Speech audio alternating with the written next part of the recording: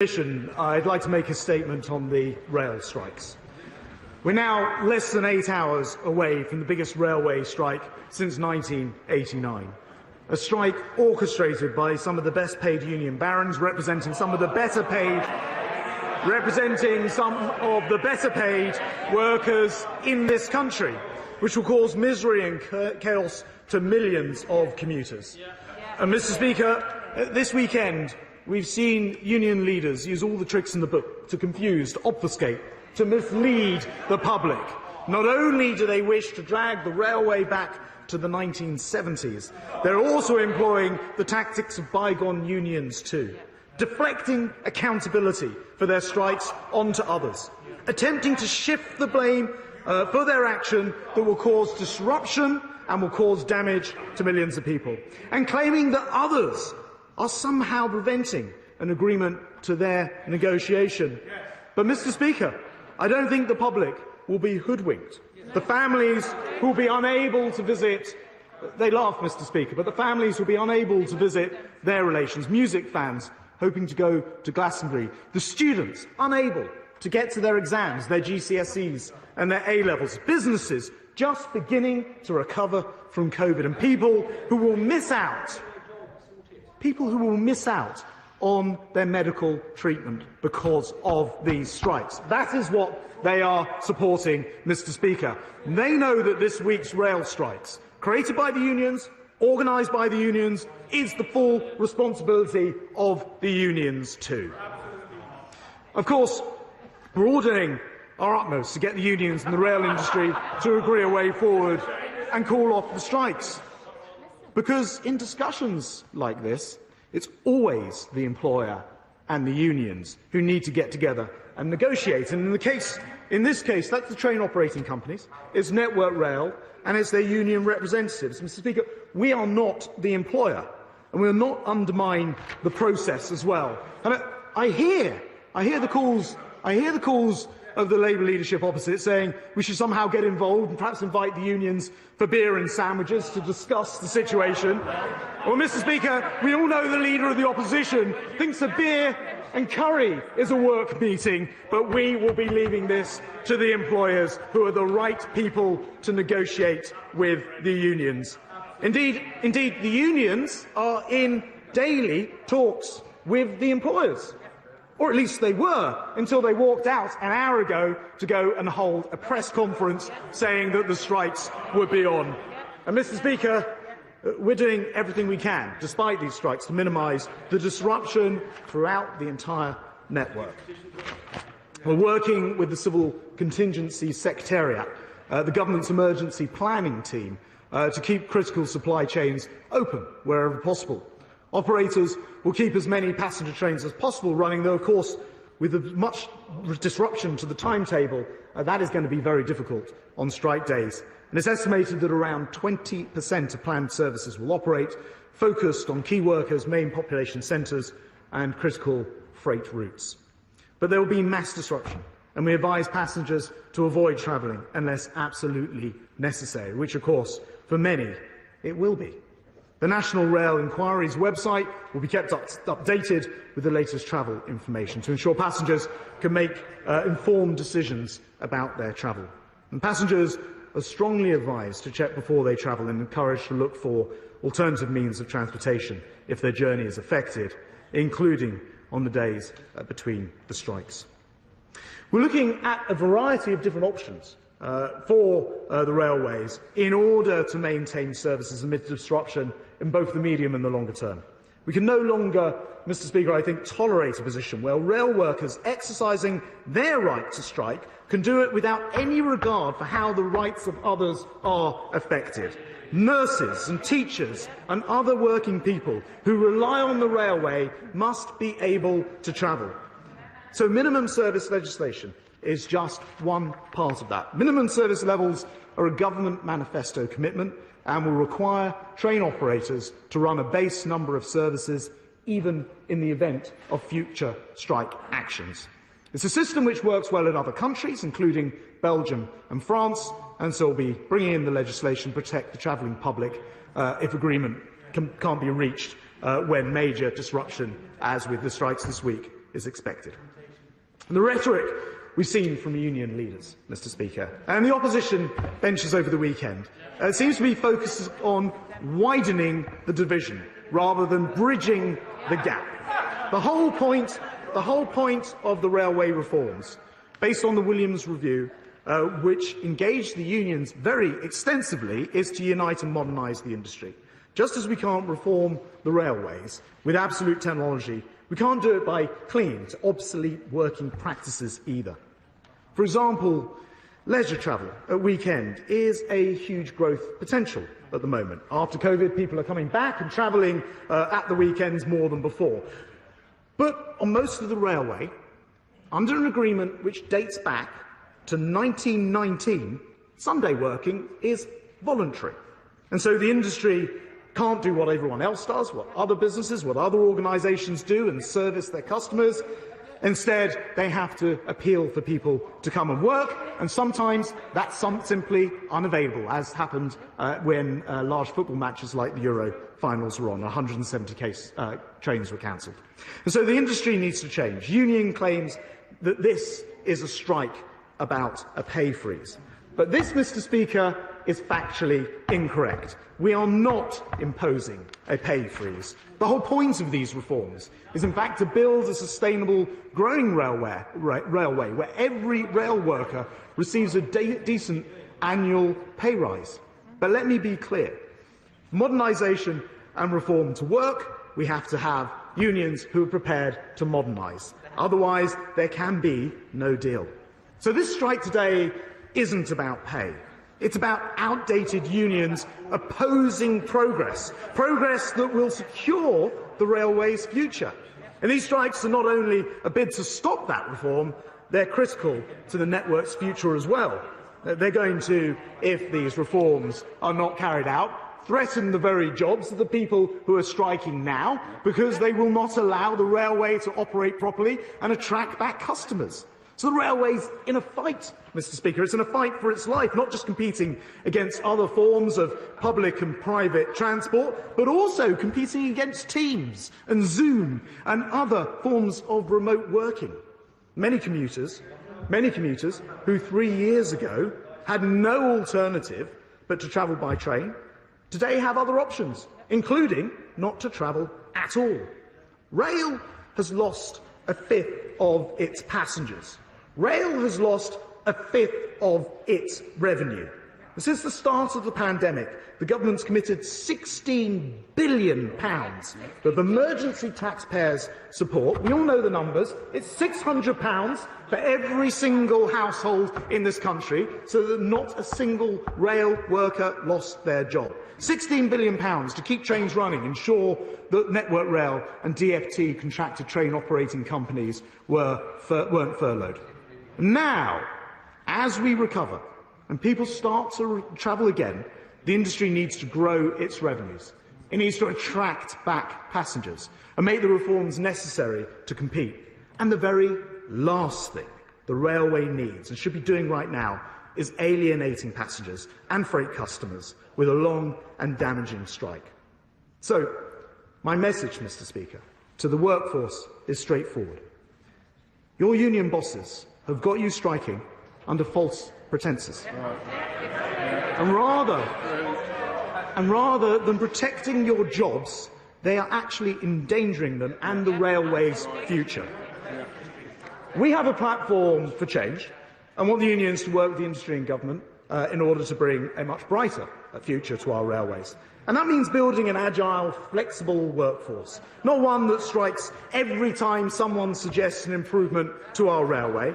Strikes should be the last resort, not the first resort, Mr. Speaker. They'll stop customers choosing rail, they'll put jobs at risk, they'll cause misery across the country, they'll hit businesses trying to recover from COVID, they'll hurt railway workers themselves. So please, let's stop dividing the railway industry and let's start working for a brighter future. I now call the Shadow Secretary of State, Louise Haig. Thank you very much, Mr. Speaker. Mr. Speaker, no one out in the country wants these strikes to go ahead. But as I have repeatedly said, Even at this 11th hour, they can still be avoided. To do so, it requires ministers to step up and show leadership, to get employers and the unions round the table and address the very serious issues on pay and on cuts to safety and maintenance staff behind this dispute. The entire country is about to be ground to a halt, but instead of intervening to try and stop it, the Secretary of State is washing his hands of any responsibility. On the eve of the biggest rail dispute in a generation taking place on his watch, he has still not lifted a finger to resolve it. Not one meeting, Mr. Speaker. No talks, no discussions, only media interviews and a petition to the Labour Party. This is a grave dereliction of duty. And should these strikes go ahead tomorrow, they will represent a catastrophic failure of leadership. Ministers owe it to all those impacted by this serious disruption to get around the table for last-ditch talks to sort it out and avert this disruption. And if he won't listen to me, Mr. Speaker, can you two either go outside or be quiet for a little while? Louise Haig. Thank you, Mr. Speaker. If he won't listen to me, Mr. Speaker, he should at least listen to his own colleague, the honourable member for Rossendale and Darwen, his own former parliamentary aide. He said yesterday, "I can tell you the only way out of a dispute is via negotiation. I'd call on all parties, including the government, to get around the table because this is going to have a huge negative impact on people's lives." His own MPs and the public know the only way to sort this out is for the member opposite to do his job. But that isn't all, Mr. Speaker. Because this week it was revealed that not only has he been boycotting the talks, he's tied the hands of those at the table. He and his department failed to give the train operating companies, a party to these talks, any mandate to negotiate whatsoever. One source close to the negotiations said, "Without a mandate from government, we can't even address the pay question." Today, the Rail Delivery Group confirmed they hadn't even begun those discussions. That's the reality, Mr. Speaker. These talks are a sham because ministers have set them up to fail. It is for the government to settle this dispute. They are integral to these negotiations. They cannot be resolved unless he is at the table. But it is becoming clearer by the day ministers would rather provoke this dispute than lift a finger to resolve it. The same Transport Secretary that just a few short weeks ago was feigning outrage over the disgraceful behaviour of P&O and who is now adopting their playbook. Replacing skilled safety-critical staff with agency workers cannot and must not be an option. So what exactly has changed between the Secretary of State calling on the public to boycott P&O and now that he is suggesting that their behaviour should be legalised? Madam Deputy Speaker, tomorrow we will see unprecedented disruption. We have been clear. We do not want these strikes to happen. Where we are in government, we are doing our job. In Labour-run Wales, a strike by train staff has been avoided. Employers, unions and the government have come together to manage change. That's what any responsible government would be doing right now. Because whether it's today, tomorrow or next week, the only way this dispute will be resolved is with a resolution on pay and job security. The Secretary of State owes it to the hundreds of thousands of workers who depend on our railways and the tens of thousands of workers employed on them to find that deal. Because those rail workers are not the enemy. They are people who showed real bravery during the pandemic to keep our country going, who showed solidarity to make sure other workers kept going into work. Some lost colleagues and friends as a result. They are the very same people the Prime Minister promised a high-wage economy to a year ago before presiding over the biggest fall in living standards since records began. There is still time for the Secretary of State to do the right thing, the brave thing, and show responsibility. Patients, school children, low-paid workers, the entire country needs a resolution, and they will not forgive this government if they do not step in and resolve it. Even now, at this late hour, I urge him, get around the table and do your job. Secretary of State. Madam Deputy Speaker. Order. No. Secretary of State. Madam Deputy Speaker, that was a lot of words to avoid using the 3 words. I condemn this, or the 4th words. I condemn the strikes. I condemn the strikes. I remind the House, Madam Deputy Speaker, there's 4 words, and you can practice them. She can practice them if she likes, Madam Deputy Speaker. I condemn the strikes, will she? I'll remind the House that the honourable lady opposite is herself a former union official. She will know better. She will know better than most, therefore, that negotiations are always held between the employers and the unions. And she calls on the government to get the parties around the table. They are around. They were around the table, Madam Deputy Speaker. The honourable gentleman's right. They're not now because the union just walked out to call a press conference to call off the strikes. And she's wrong when she says that these strikes are about pay, she says they're about safety, and she says they're about job cuts. Let's just take those in turn. Pay. The unions wrongly told their workers that there would be no pay rise. There will be a pay rise because the pay freeze is coming to an end. So that was untrue. Safety. It is unsafe to have people walking down the track looking at the lines in order to check their condition when it can be done by trains which can take 70,000 pictures a minute and drones which can look at the lines overhead. Safety is about updating these outdated working practices, and if she cared about safety, she'd cared about modernisation. And job cuts.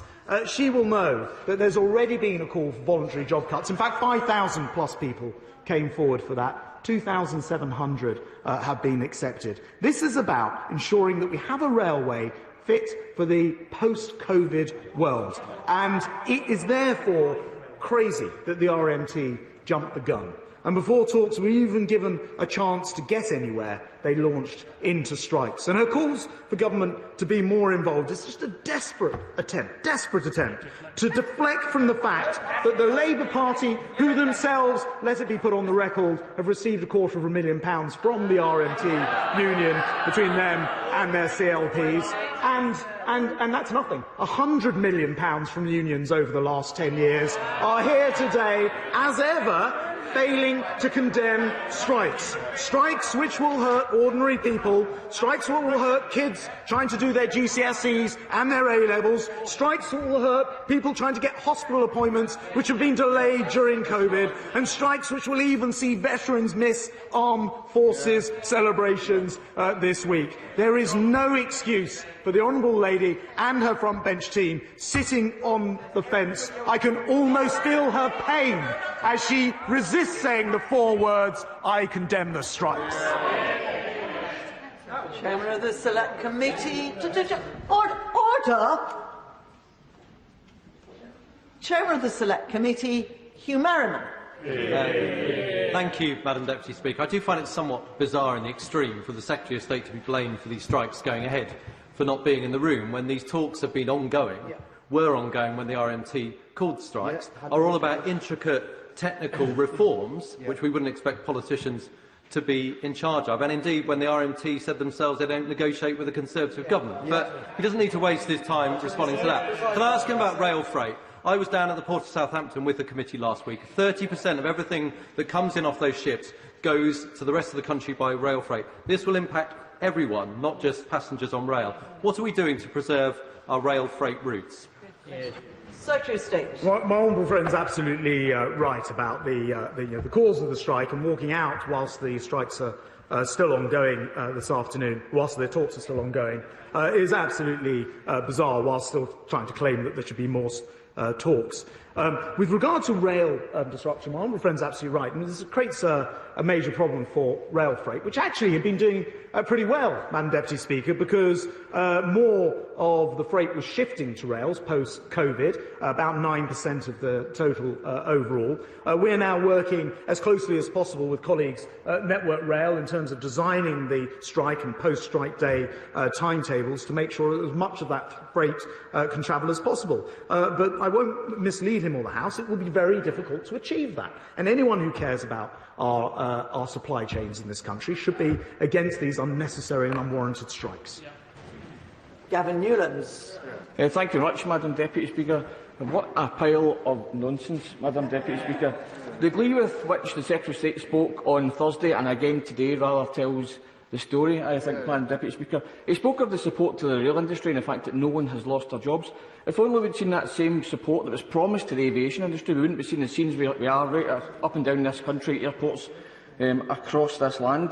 The Minister, in response to P&O's unacceptable behaviour in replacing staff with agency staff, called for the company to be boycotted and called for the company to reverse its decision. Now he's planning to legislate to allow agency workers to replace striking staff. Why does the Minister not care for the rights of rail workers when he appeared to care so deeply for the rights of ferry workers? ScotRail, with the encouragement of the Scottish Government, has negotiated a settlement with drivers to end their pay dispute, get services back up and running and support workers. Despite this, services will still be disrupted as a consequence of the industrial action that the UK Government has stoked with Network Rail workers. Does the Minister agree, or the Secretary of State agree, that devolving Network Rail powers to Scotland is the only way to protect Scotland? And despite claiming that the unions are solely responsible for these strikes, we now know that the UK Government has prevented meaningful negotiations.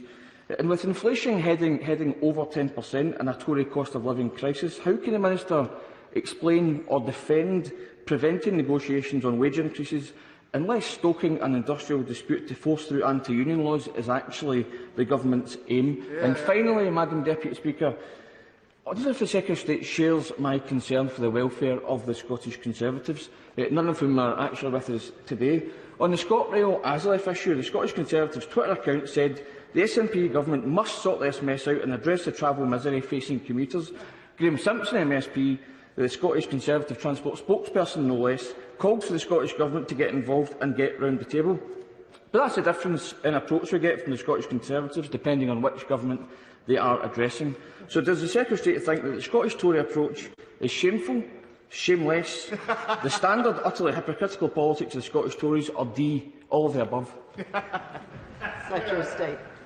Madam Deputy Speaker, I will address the point about P&O because the Honourable Lady opposite also raised the point, and I'm surprised that the Honourable Gentleman and Lady cannot see the glaring and obvious differences in the disgraceful treatment of P&O workers. For a start, they fired their workers and brought in foreign workers at below the minimum wage. I would have thought that's a fairly obvious difference. Secondly, no one's wage is being cut here. Thirdly, let me remind the Honourable Lady that in the industry we're talking about, train drivers have a median salary of £59,000, rail workers have a median salary of £44,000. That compares rather favourably to nurses who have a median salary of £31,000 and care workers perhaps £21,000. No one is talking about cutting salaries. Everybody here is trying to get the modernisation that could secure the future of our railways, and it's a great pity to see opposition respected, I'm going to say opposition from benches, trying to mislead the public into somehow suggesting this is something to do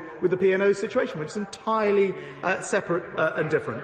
Madam Deputy Speaker, the other point which I think is worth just quashing is the idea that somehow we haven't provided either a negotiating mandate or have somehow told Network Rail not to negotiate. This is simply not true. They have a negotiating mandate. They are able to negotiate. They're negotiating on a package of measures which includes more than 20 areas of reform which are deeply technical and require the input of the employers to, not just the input, the work of the employers to negotiate.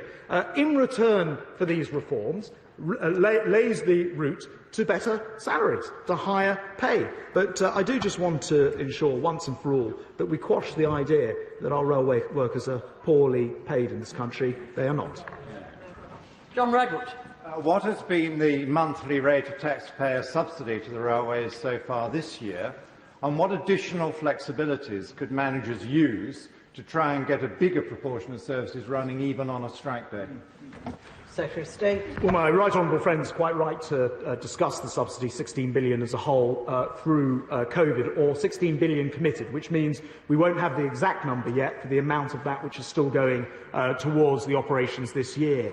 But one thing I can say to him is without that support, the railway simply would not have been able to operate. It is the equivalent of £160,000 per individual rail worker. It's a heck of a way to thank the taxpayers to turn round and then to call these strikes. We have lost about a fifth of the income from rail. And when I hear Mick Lynch, the leader of the RMT, claim that government is cutting the money that's going to the railways, it's a fundamental misunderstanding, I think, by him. The money that's missing is the £2 billion of passenger fares, which are not being paid because people aren't travelling. John McDonnell. In my area, we witnessed the Paddington and the Southall crashes. One of my constituents was a driver who lost his life, and we were told then about the modernisation of safety inspections, and it was the workers who pointed out what risks they caused. We hear today that there will be a 50% cut in the safety inspections of the infrastructure. Does he really think the British public have more confidence in his assessment of safety on the rail than the workers who actually implement these safety inspections? And could I ask him that the British public, I believe, expect the Secretary of State not to come in here ranting to provoke a strike, but to behave with the dignity and responsibility of the high office that he holds. Madam Deputy Speaker, the honourable gentleman who, as the House will recall from last week, receives donations from the very union who are going on strike, has perhaps... Well, he's saying no, but I believe it's the case.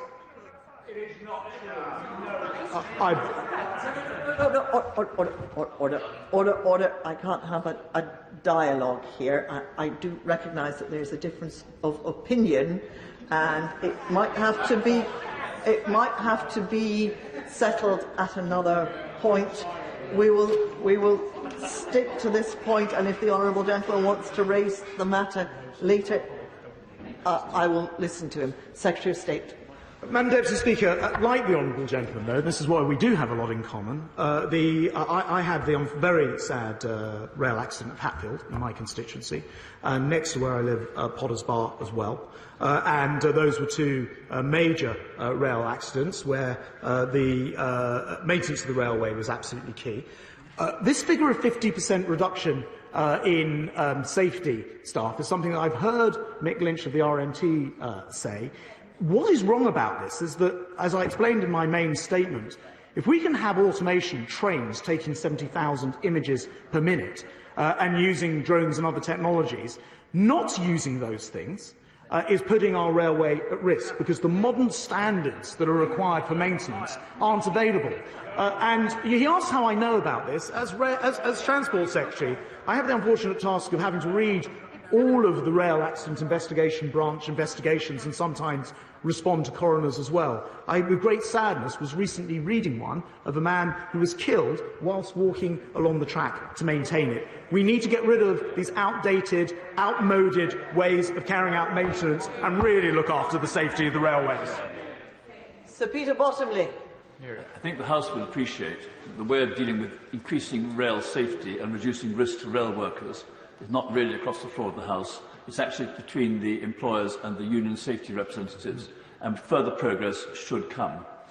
The rail unions have a 6-month authority to cause industrial disruption. They shouldn't be using it straight away. In my view, on behalf of my passengers, most of whom earn less than rail workers, some of whom don't earn anything at all because they're students trying to take exams this week, would prefer it if both sides of the House could call on the unions to postpone these disputes until they won't affect so many people so harshly. I think, as one of the most union-friendly Conservatives, my voice isn't necessarily going to be heard by the union leaders. But if Labour would join in, we could, in a cross-party way, say postpone these strikes this week, get on with the talks and negotiations, and if people want to take time off to go to a TUC or Labour rally, they come back to the talks, they don't just go to the media. Well, my honourable friend's absolutely right about this, of course. I mean, the absolute truth is we need to have modernisation. We need to improve our railways, and if we work together to do this, we can have a far improved railway, passengers brought back, ease of things like ticketing, where at the moment, only 1 in 8 tickets are actually purchased in a ticket office, and yet we've got the same setup with people still sat behind the glass as we've had since the 1990s. My honourable friend's absolutely right. We can modernise these railways and improve them, and I think what's required is the Labour side, who are much closer to the unions, endorsing that. And, Madam Deputy Speaker, perhaps to clear up the exchange just before with the honourable gentleman, I understand that it's his constituency Labour Party that have received the £30,000 in RMT funding. Rachel Maskell. Thank you, Madam Deputy Speaker. When there is an impasse in negotiation, it is the responsibility of all the partners to do whatever they can to resolve that dispute. I've been talking today to railway workers, and they are desperate to see an end to this dispute, but they do need a change in the dynamic. So will the Secretary of State get off his grandstanding and enter the room which unions are willing to occupy and engage in dialogue? See where that takes him. Madam Deputy Speaker, I suspect the honourable lady, who herself, her own constituency Labour Party, received £3,000 from the RMT, may have missed the press conference that the leader of her union was providing an hour ago now, where he made clear that he walked out of those talks that she's encouraging the employers to go back into. We are ready to speak. We want to see this settled. Pay offers have been put down. The modernisation is required in return. It takes 2 to tango. Nikki Aiken. Madam Deputy Speaker, UK Hospitality, the Hospitalities Trade Association, believes that these strikes tomorrow, Thursday and Saturday are going to have a massive effect on the hospitality industry. And we're not just talking about the major employers, we're talking about the small, family-run restaurants, cafes. Does my right honourable friend agree with me that really, rather than doing these strikes, the RMT should be going back to the talks and trying to stop these strikes so we can protect the jobs within the important hospitality industry? Madam Deputy Speaker, my honourable friend's absolutely right. I mean, it's, these strikes are going to cost, of course, the railway a lot. They'll cost people who are unable to travel, and often the lowest paid people, particularly badly, because those are often the jobs where you still physically have to turn up. There's probably not a sector that will suffer more than the hospitality sector. It's completely unforgivable, just as this country is recovering from COVID, to artificially and without good cause, and whilst negotiations are still continuing, and on the false prospectus of there not being pay rises when there are always going to be pay rises, to call their members out on strike. Sarah Olney. Thank you very much, Madam Deputy Speaker.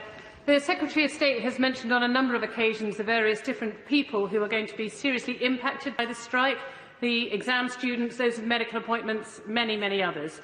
Given that the Secretary of State insists that there is nothing he could possibly have done to avert this strike, can he tell us instead what conversations he's had with the NHS, with education leaders and others to understand what his department can do to help health and education staff get to work for the rest of this week to support critical industry?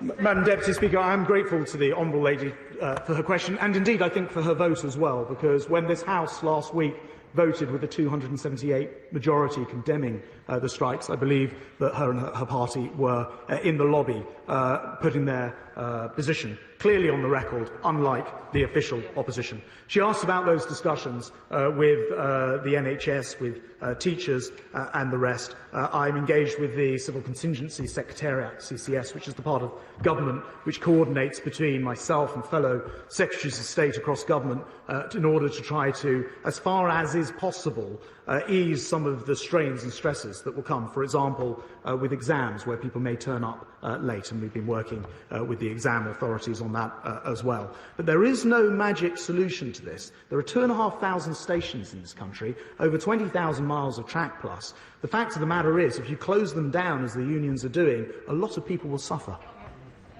Andrew Salute.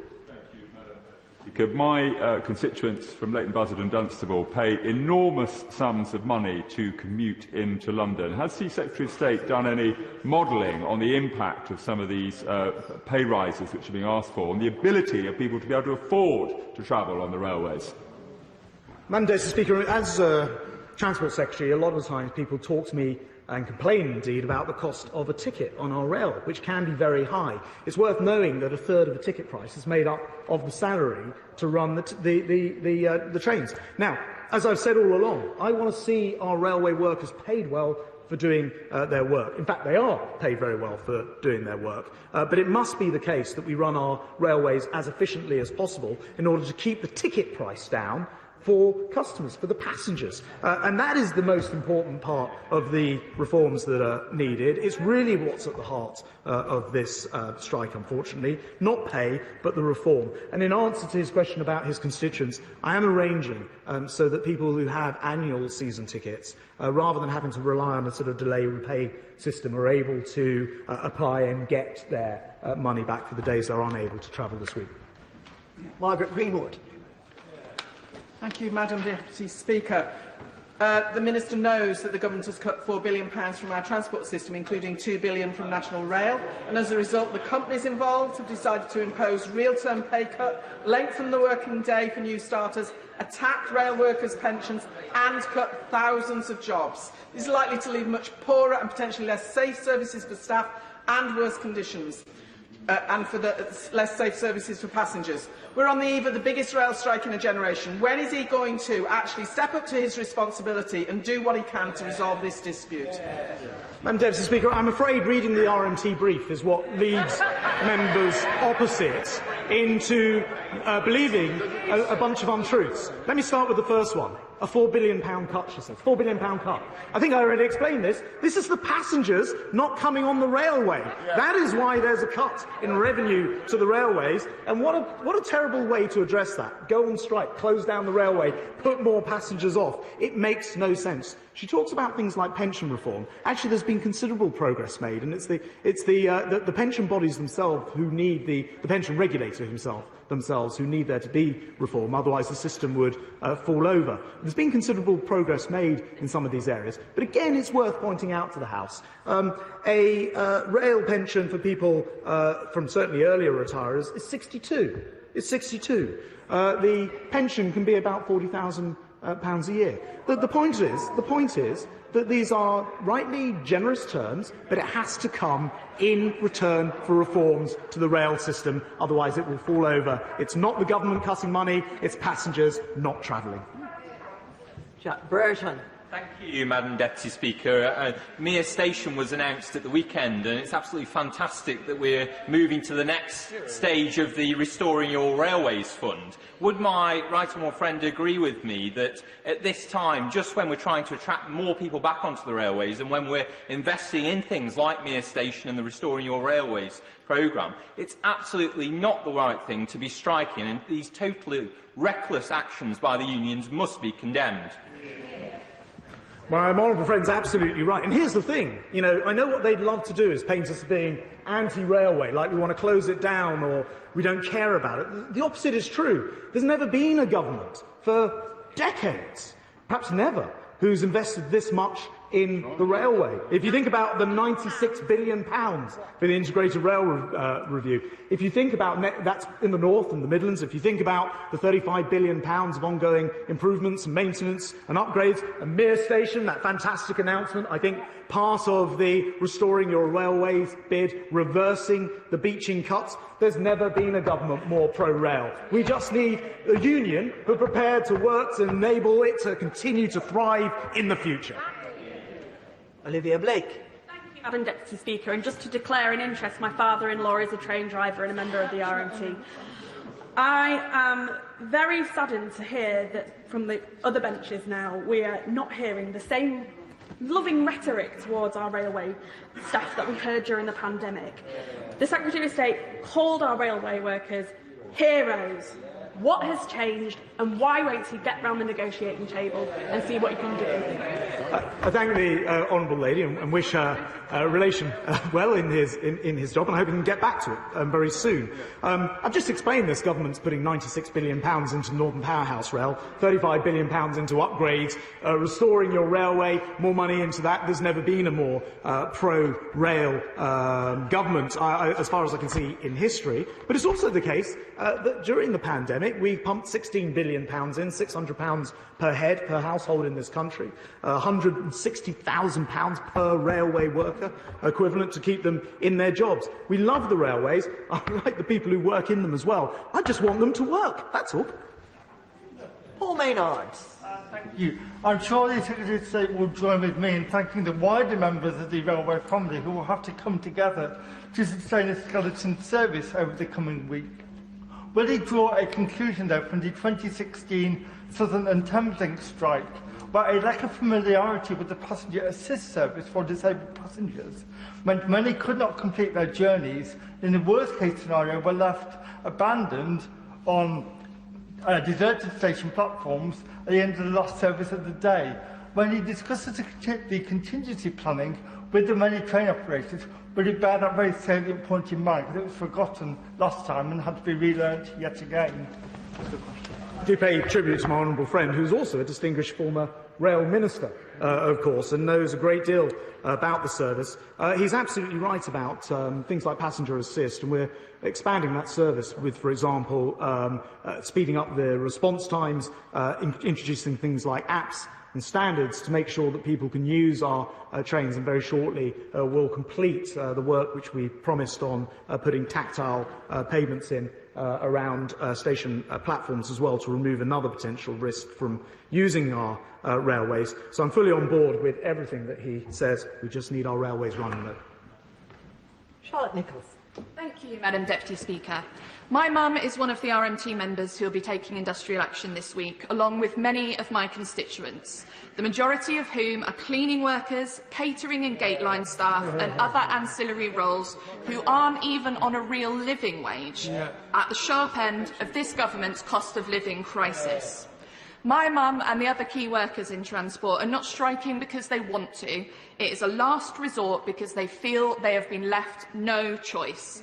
A real terms cut to their pay or the threat of losing their job altogether is far more than the wages that they'll lose striking to defend themselves. Can the Transport Secretary, therefore, please tell the House what steps he has taken to enable train operating companies' ability to make an offer on a pay deal so this crisis can be fairly resolved and the strikes averted?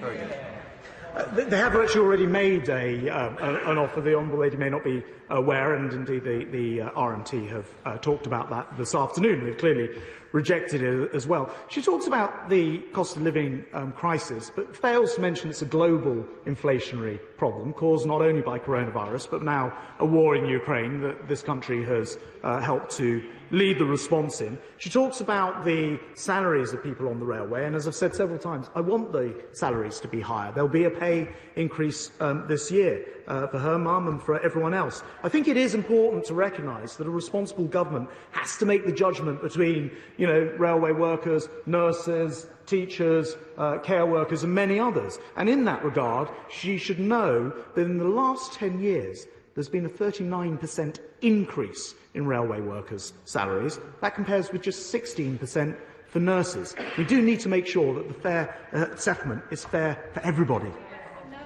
Mark O'Loughlin.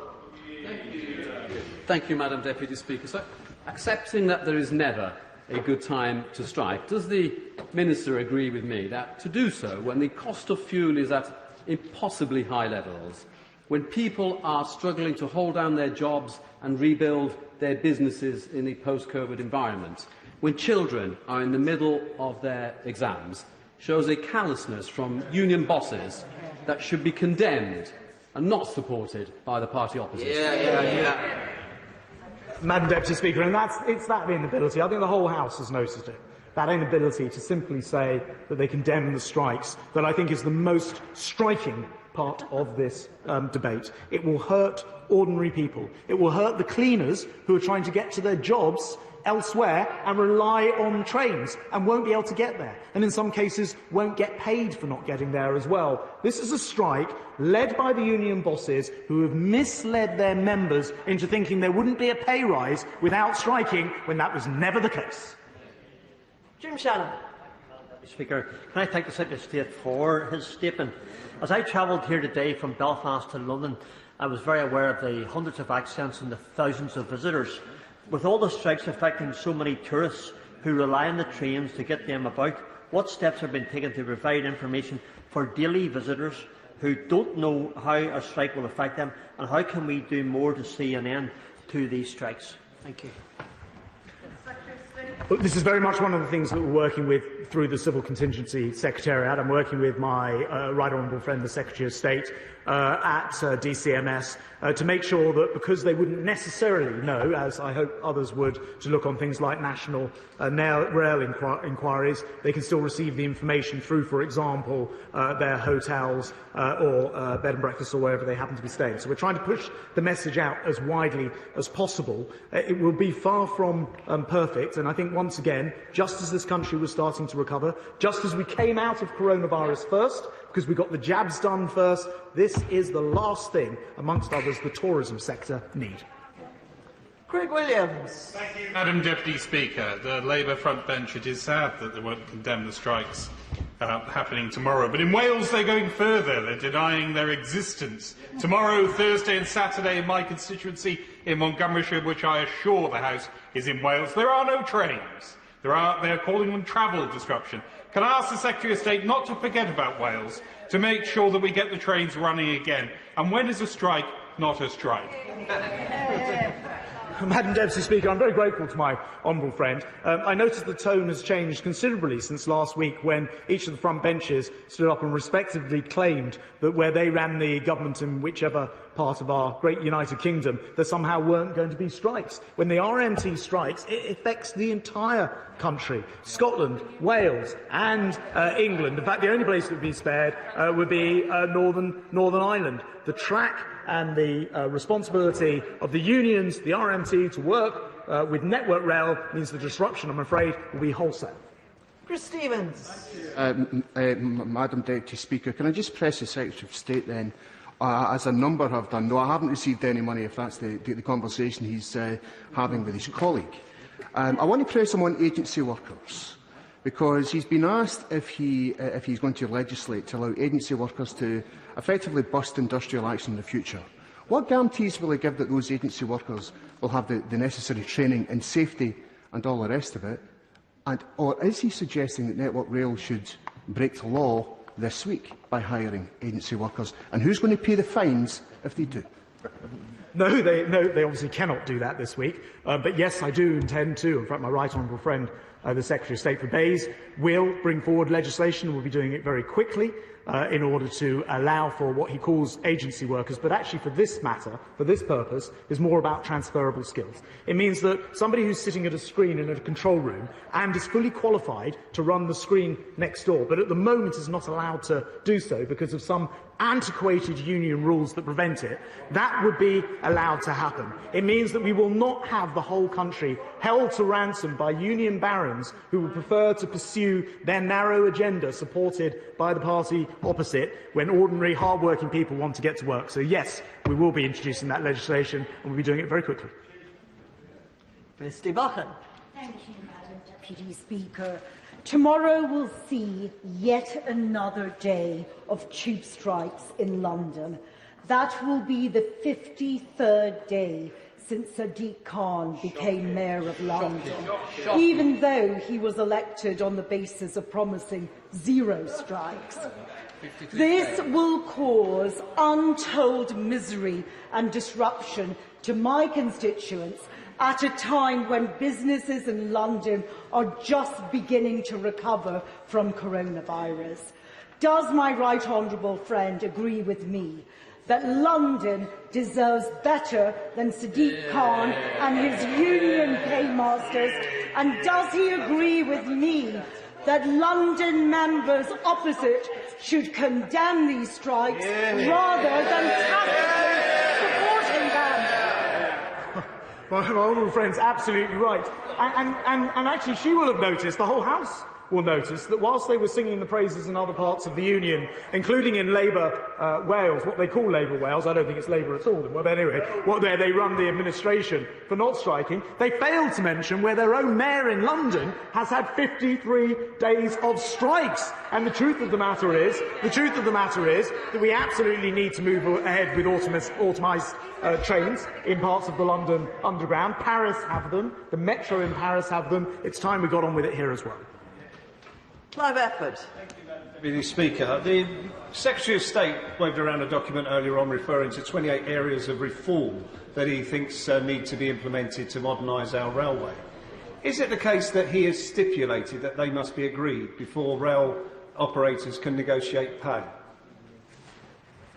I will recount, but I think it's 20 areas. And no, I haven't done that. But it is the case that the kind of modernisation that you would expect, for example, one working practice, I'm just having a look at the list here, one working practice means the pay sheets have to be done on paper. Whereas it would clearly make sense to do them electronically. It would save a lot of time and a lot of money. I can't really see why anyone would be against it, but it's a working practice which isn't allowed. I mentioned being able to move between different very similar roles, but only where somebody's fully qualified. Those kind of flexibilities in rostering don't exist. And, Deputy Speaker, it's pretty much like trying to run an orchestra if you're Network Rail, but you don't know who's going to turn up, which instruments they'll bring, and you have no ability to tell them where to sit, and then you're supposed to make the railway run. We've got to modernise our railways.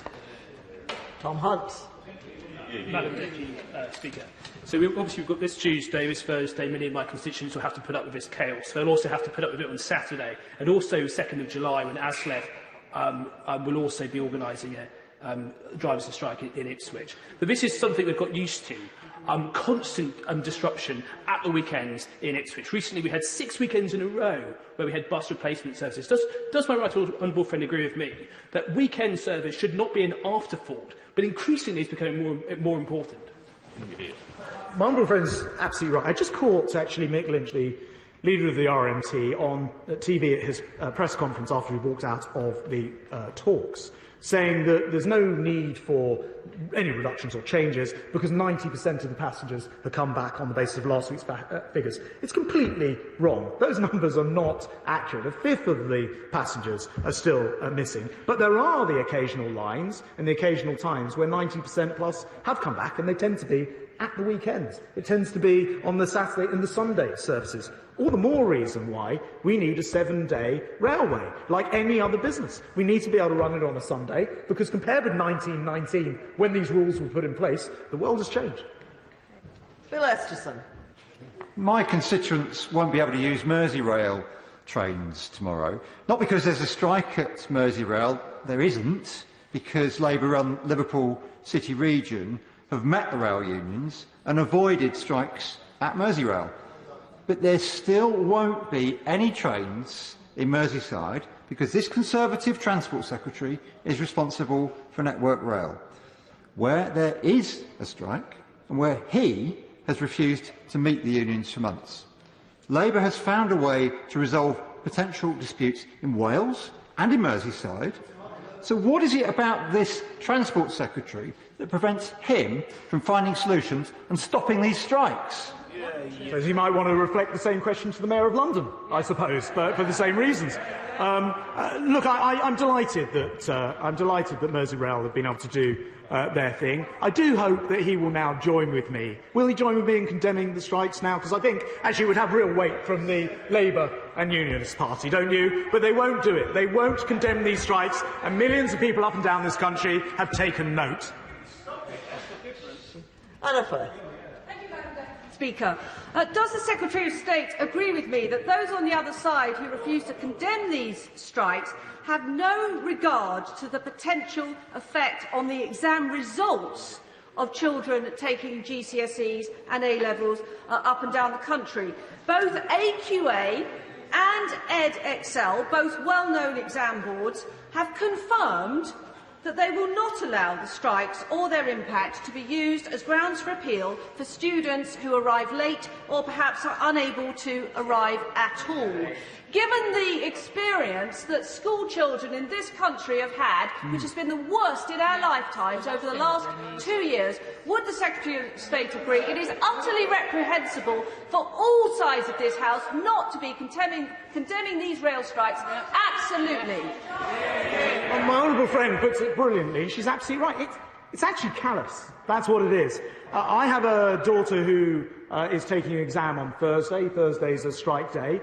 She will now go in by car. I can see the stress is already building on her because she's now worried about getting there. And yet they've got nothing to say on the subject. They refuse to condemn the strikes. My honourable friend's right. It's a callous approach. Khalid Mahmood. Thank you, Madam Deputy Speaker. The Secretary of State came into this chamber with conflated rage about workers, comparing them to the 70s workers. He should know, I'm not quite sure how old he was, but the Thatcher anti-union laws that came in are what this current modern unions are working under. They're holding up their obligations to the law as it is. Why doesn't he get round to the table? He's ultimately responsible for the rail network across the UK. Why doesn't he get around to the table and deal with that?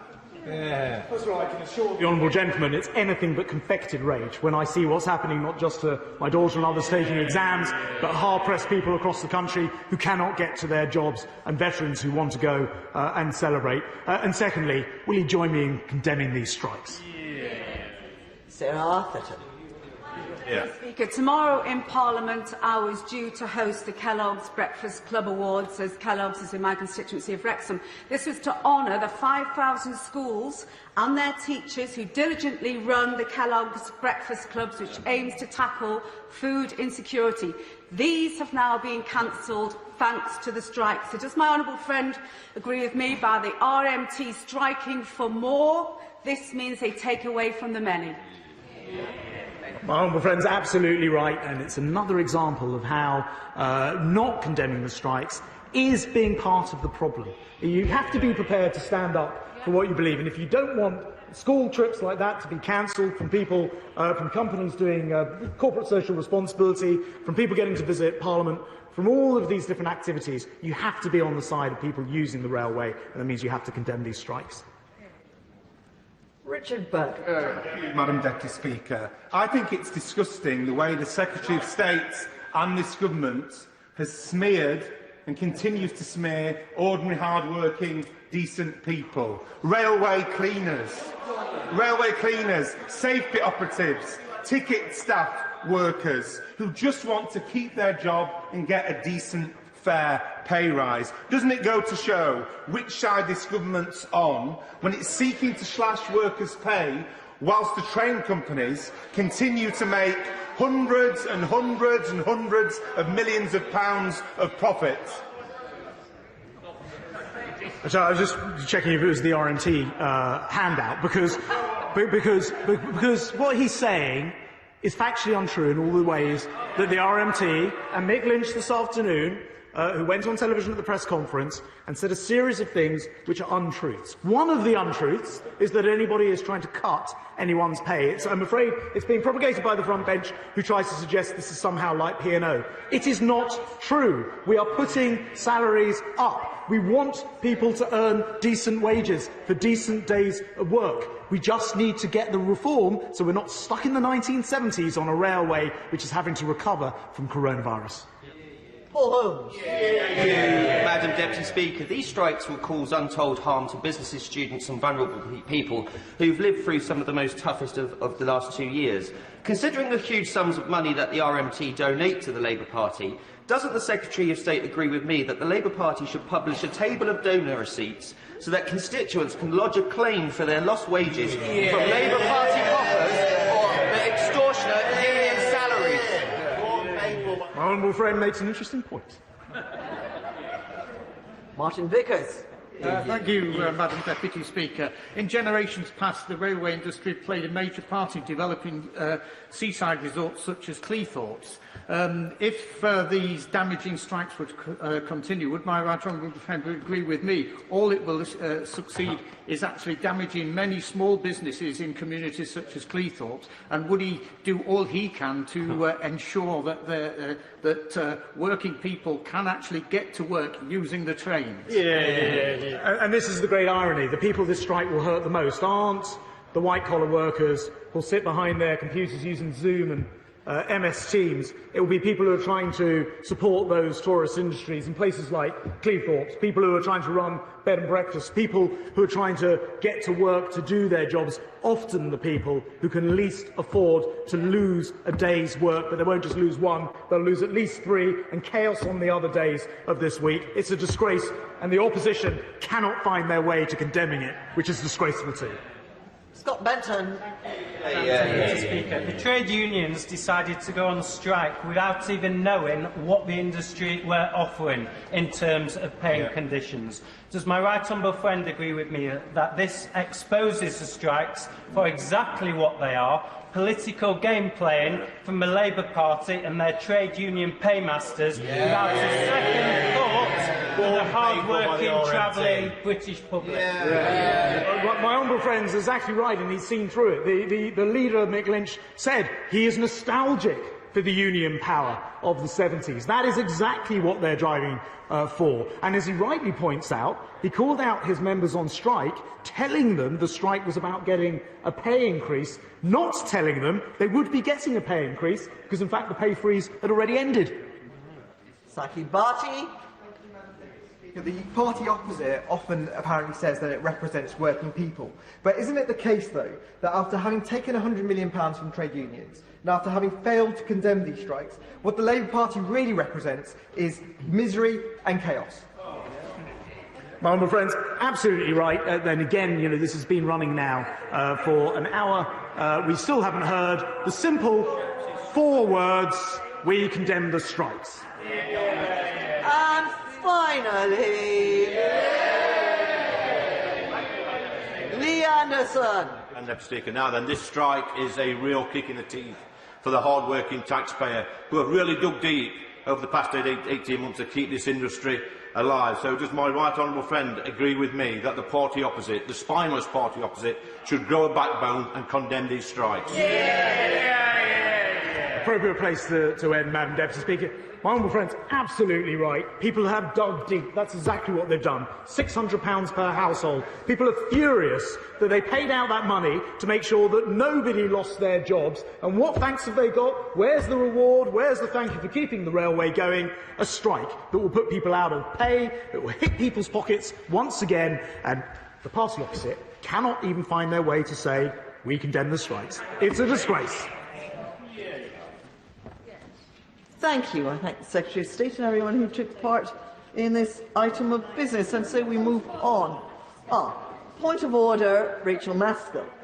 I'm very grateful, Madam Deputy Speaker, to allow this point of order. I wonder if you could advise me about the advice that the Standards Commissioner gives to members. Ahead of last week's debate, considering these strikes, I sought counsel from the Standards Commissioner about the declaration of members' financial interests. As Madam Deputy Speaker, you will know that many members of the Labour Party have a relationship with the trade unions, one that we're incredibly proud of, including the RMT.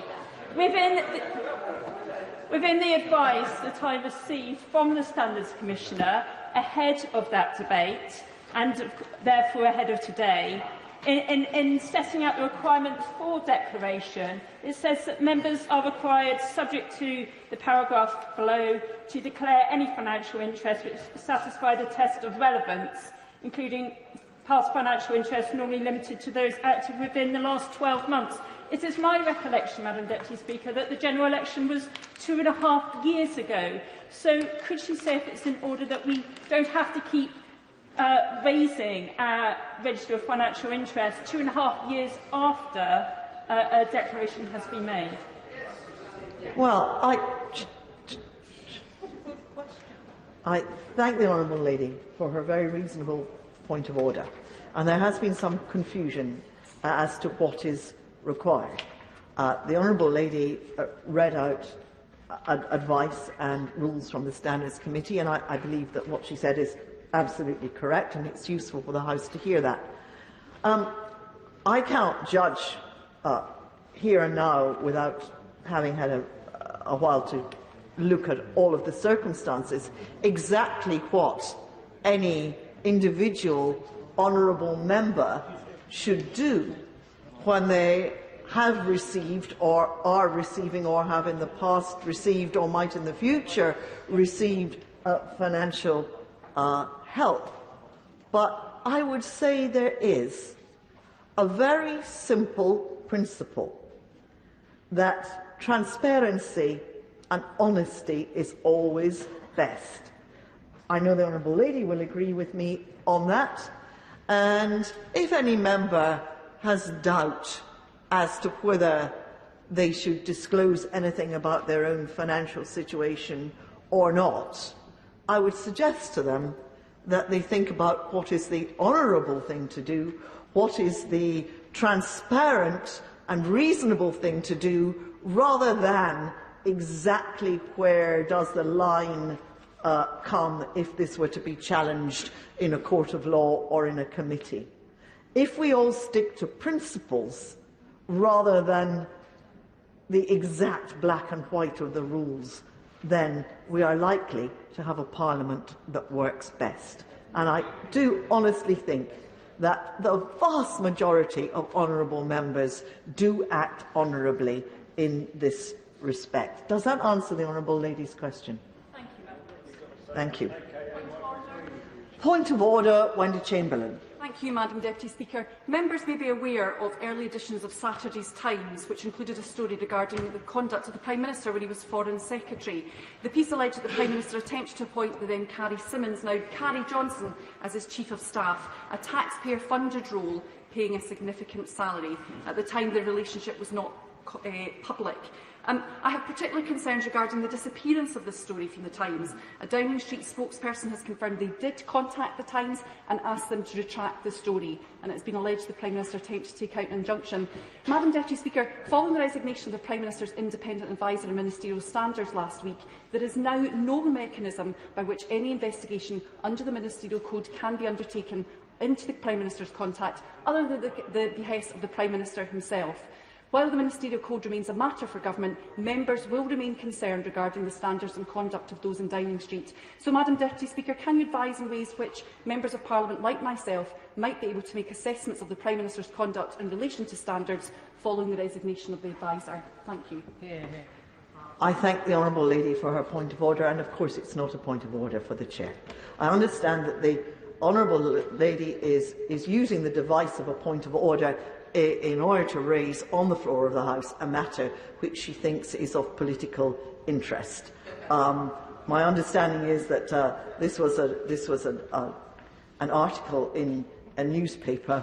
One can believe or not what one reads in a newspaper. If the honourable lady is concerned, as she said she is, about allegations which might have a bearing on matters to be considered by the Standards Committee, then of course she should raise the matter with the Standards Committee. Thank her. Point of order, Madam Deputy Speaker. Point of order, Nat Nottingham. Thank you, Madam Deputy Speaker. An investigation by tonight's BBC Panorama programme appears to show that social media companies are still directing vulnerable young people to content which promotes the carrying of knives.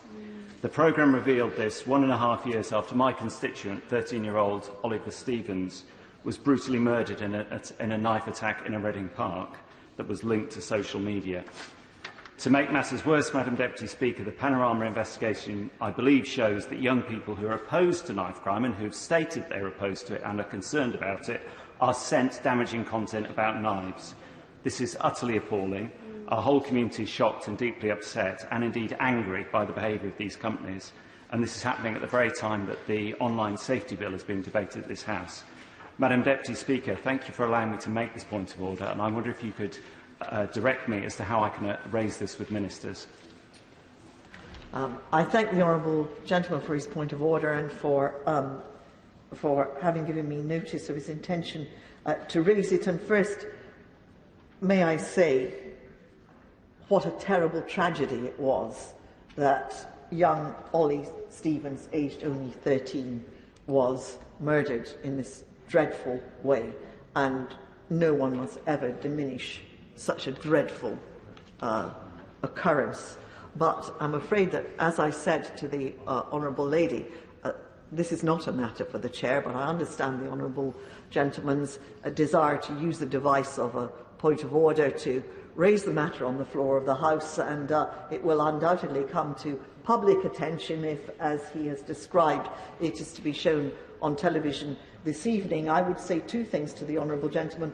One is, of course, as he points out himself, the online safety bill is currently going through the House, and therefore there is an opportunity for him to raise the matter then.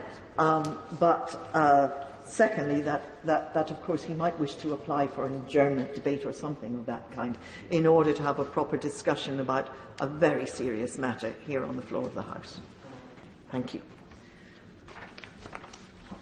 And so we dispense with points of order and come to the matter of presentation of bills.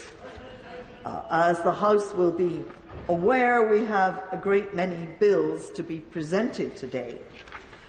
In order to save time and to get on with today's main business, where members are presenting more than one consecutive bill, I will accept private notice of the dates of second reading for those bills.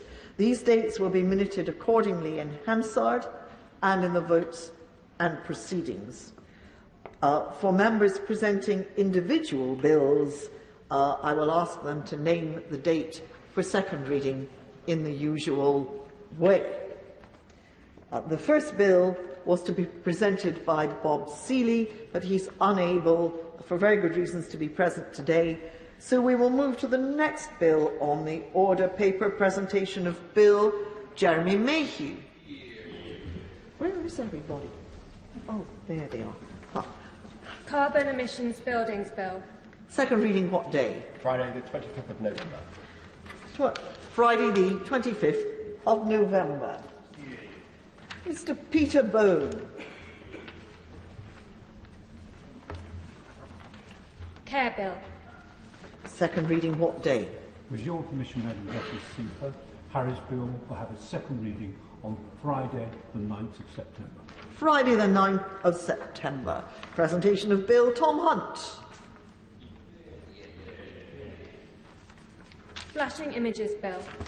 Second reading what day? Friday the 3rd of February 2023. Friday the 3rd of February 2023. Presentation of Bill Robin Miller. Veterans Advisory and Pensions Committees Bill. Second reading what day? Friday, 24th of February 2023. Friday the 24th of February 2023. Presentation of Bill Mary Robinson. Pensions Dashboards Prohibition of Indemnification Bill. Second reading what day? Friday the 15th of July. Friday the 15th of July. Presentation of Bill Sean Bailey. Firearms Bill. Second reading what day? Friday the 3rd of March 2023, Monday. Friday the 3rd of March 2023. Presentation of Bill Leila Moran.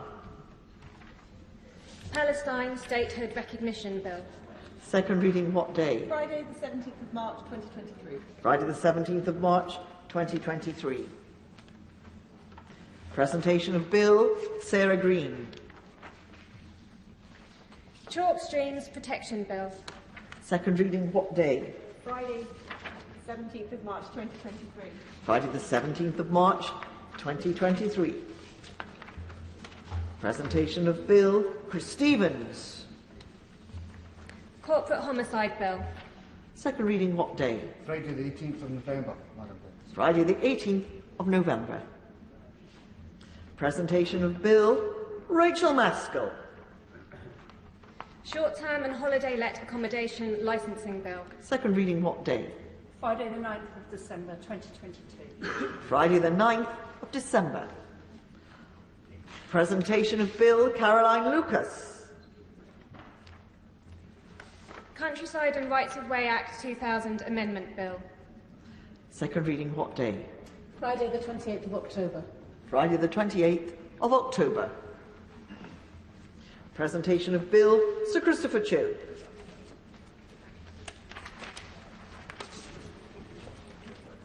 COVID vaccine damage payments bill. Second reading what day? Friday the 16th of September. Friday the 16th of September. Presentation of Bill, Angela Richardson. Animals Low Welfare Activities Abroad bill. Second reading what day? Friday 3rd of February. Friday the 3rd of February. Presentation of Bill, Maria Eagle. Public